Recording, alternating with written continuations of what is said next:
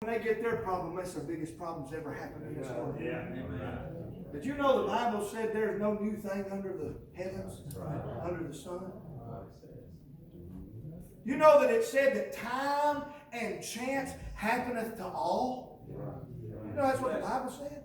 God put this thing in motion, but everything that happens because time and chance. Life is going to happen. Who's to say you're not going to have cancer? Who's to say you're not going to have a heart attack? Who's to say you're not going to have double pneumonia? Who's to say you're not going to go through some trial? Who's to say your children are not going to run away? Who's to say you're not going to face this? But I've got news for you tonight. Let them see your good words. What is that? That's the peace of God. So they might glorify our Father which is in heaven. Let them see your peace tonight. I'll get a verse of some song. That's all I got. It ain't all I got, but it's all I got to be able to give. The Lord said,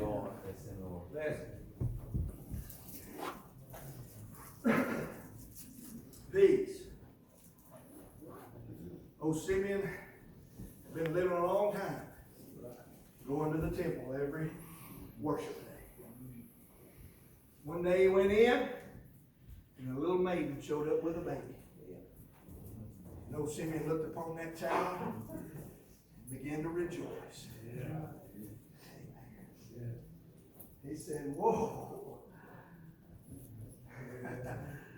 Let thy servant now depart in peace. Mine eyes have seen the salvation of the Lord.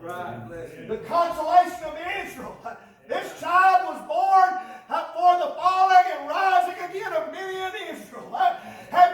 He said, now let me depart in peace, for I've seen the Lord's cross tonight. 7-year-old, I met him. Not Simeon, Lord. And from 7 to 52, I could share with you struggle after struggle that I've been through. I could whine and complain with the best of them. I told you I was the best pity party thrower there is. I can prove that to you. But I'll have to say this, that in all of my struggles, I have found that the peace of God is there. Amen.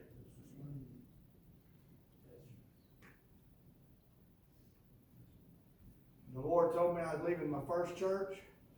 I was heartbroken. Didn't want to. I fell in love with them people. And I didn't want to leave that place. The Lord told me it's time to go. He worked it out better than I ever thought possible and gave me a peace about it. Showed me who was going to help me in my summer revival. Told me I was going to leave after that summer revival, and that fellow was going to be the next pastor. That's exactly what he showed me. And guess what he did? That exact same thing. He knew I needed a little peace about leaving that place. I was leaving Mount Tabor Baptist Church. God told me it's time to go. And I said, I can't go. My son ain't saved yet. And these people have been praying for him for several years because he's been under conviction and he's been asking all these questions. And Lord, I can't leave because these people have been praying for him and they're the ones that need to see him get saved. That's what I told the Lord. Can you believe that? In that moment, I thought I was smarter than him. I said, Lord, I got this figured out. You got to get it here. I gave up the church, fellow called me and said, hey, you don't know me. You heard on the radio, the Lord told me to get you to come preach my revival, and it's a little place called Trine. You probably don't even know where it's at. I said, as a matter of fact, I just got a job up there. A couple of weeks ago, I got a job to go up there and teach and coach. And I know where Trine is. He said, good. He said, I want you to come. He said, we ain't even know Ken, but my name's Jason Calvert. He said, we ain't know Ken, but he said, come preach revival for me in Trine. I said, okay. Went up there all week, didn't know nobody. That was one of them quiet little churches. They wasn't hardly a sneeze all week long or nothing. I mean, I couldn't get a grunt out of nobody. Not that I was trying, but I mean, it was just quiet. But it was good spirit. I mean, boy, I had a good time. Friday night, end of the revival. Nobody moved all week long. Caleb and Kelly was sitting over here. And all of a sudden, a little blonde-haired, blue-eyed boy got up and down to the altar. Knowing nobody in the whole wide world in that place, except for Sandra, she was there. Of course, she was there every night. And I told the Lord he needed to be saved in Mount Tabor where everybody knew him. And he got saved where nobody knew him. And the Lord said, I can do it with you or I can do it without you. Obey me. You know what I found in that moment? I found some peace. Amen. I got to thinking about this because of you. I just want you to know that. Your mama shared with me the other night some of the decisions that you've been making about going to school and all that. I hope that's okay that I shared that.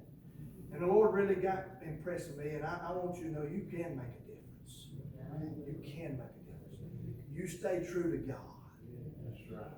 No matter what, they go. Listen, I've been in school all my life. I didn't graduate. I just kept on staying in there.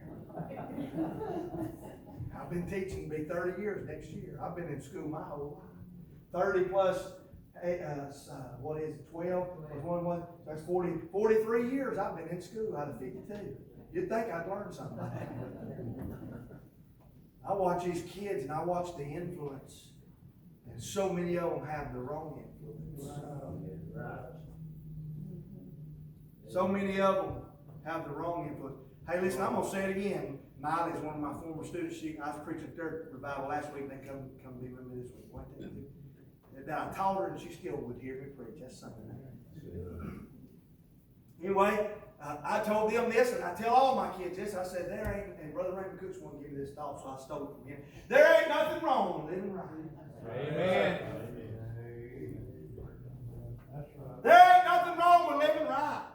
Nothing. And I tell them at school, I say, if you can find one thing with it, and the boys, boy, they really listen up because they want to prove me wrong. All of them do. I love it. I say, if you find one thing wrong with living right, Brother Lewis, tell me and I'll quit tomorrow. I'll quit teaching. I'll quit preaching. I'll quit living. Ain't nobody ever told me anything wrong with living right. You know why? Because there ain't nothing wrong. Amen, brother. You know what I found, Sister Arliss, in living right? I found some peace. I mean some peace. When you ought not have no peace, I found it. When everybody else says that there ain't nothing to be found, I have found peace. I didn't mean to get you up here and say all that, but that comes. Right? What about tonight? Do you have peace? Do you have peace in your heart? A peace that goes beyond your problems? A peace that goes above your trials? A peace that when your enemy is hot on your back, you can just lay down at night and go to sleep. Kelly used to get mad at me when we were first married. I'd ask her a question. We'd be in the bed, and I'd ask her a question, and before she could answer, I'd be asleep. And she'd say, I've never seen anybody go to sleep so fast. You know what I used to tell her? Got a clean conscience. That didn't do too good either, but that's what I tell her. But I ain't never really had a problem sleeping. Maybe a couple of times in my life where I had trouble sleeping. And it's not because I'm good or because of anything, but I've just learned in this struggle. See, for 6 years I struggled with this.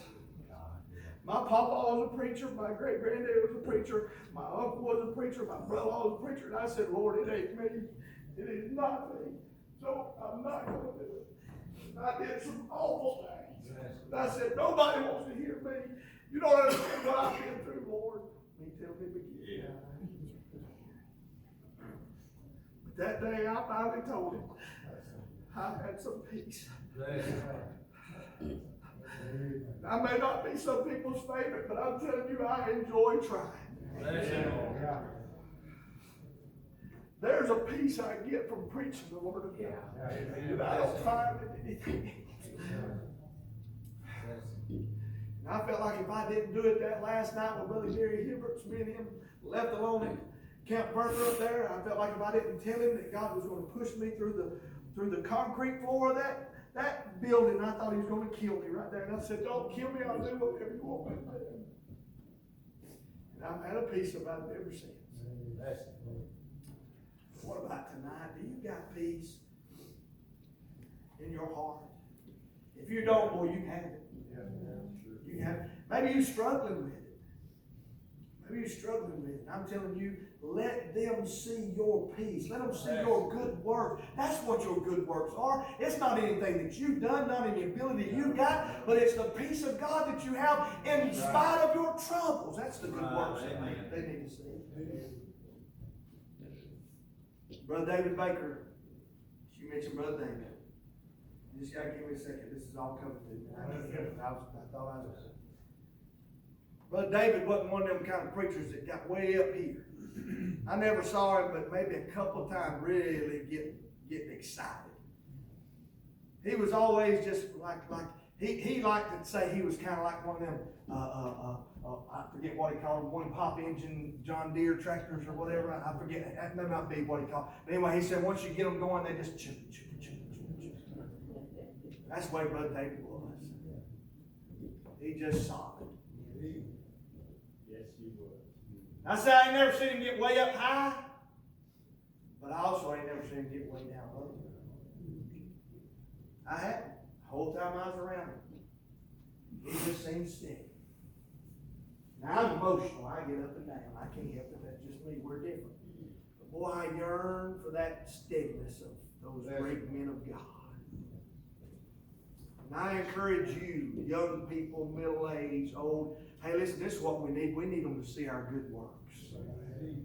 We need them. We need, you know why people ain't come to church? They haven't seen the peace of God on us like they need to.